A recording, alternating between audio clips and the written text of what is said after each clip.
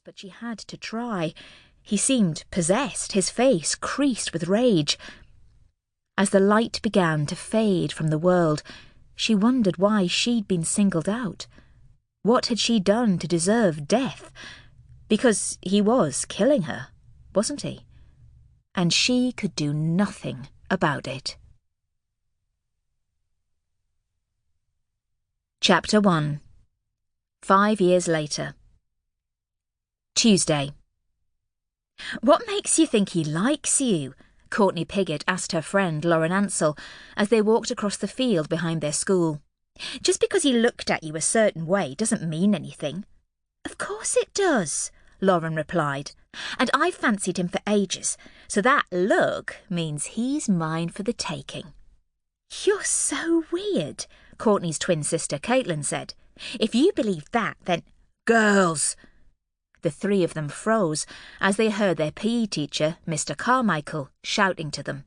"I wish you'd exercise your feet as much as your mouths," he continued. "Hurry up now, get a move on." The girls picked up their pace, jogging a few feet across the field until the teacher turned away from them again.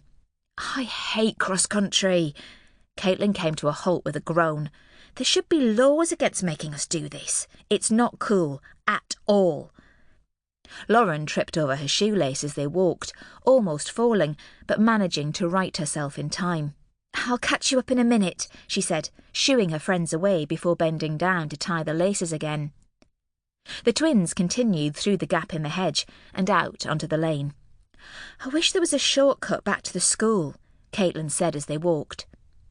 In front of them were the rest of the class in 2s and 3s, only the odd pupil running alone. They were the last of the group by a good minute or so, but neither of them was bothered about hurrying to catch up. Instead, they dawdled as they waited for Lauren. "Or a magic portal. If there was, we could sneak back and watch everyone else coming in," Courtney laughed. "Or Doctor Who's TARDIS," Caitlin laughed back. In front of them, their teacher beckoned them to hurry up as he disappeared around a corner, but still they went at their own pace. They had run this lane many times during their 5 years at Dunwood Academy. There was nothing to see but a high hedge either side, a space for one car to drive past at a time, which was why it was safe for students to run down, as not many drivers used it. Ahead of them, the twins could see the roof of the school buildings, the railings around it coming into view opposite a row of council bungalows for the elderly. "Where's Lauren?"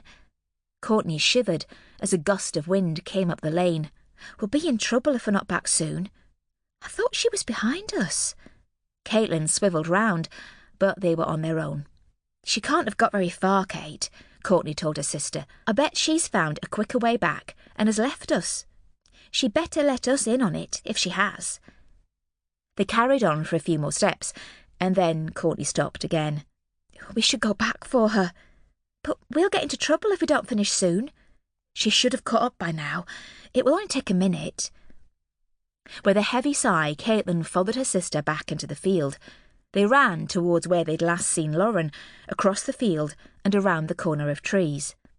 Not noticing that her sister had stopped, Caitlin almost bumped into the back of her. Courtney was pointing at a figure lying in the grass.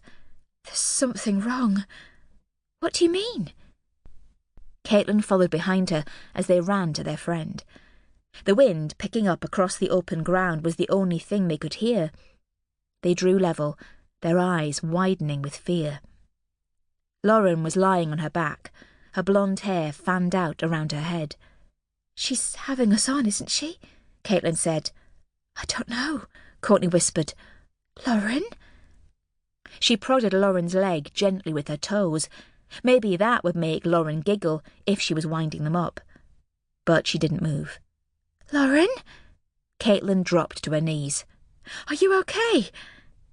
It was then she noticed the glazed look in her friend's eyes. Chapter 2. Leaving her home in Manchester hadn't been as gut-wrenching as DS Grace Allendale had thought it was going to be.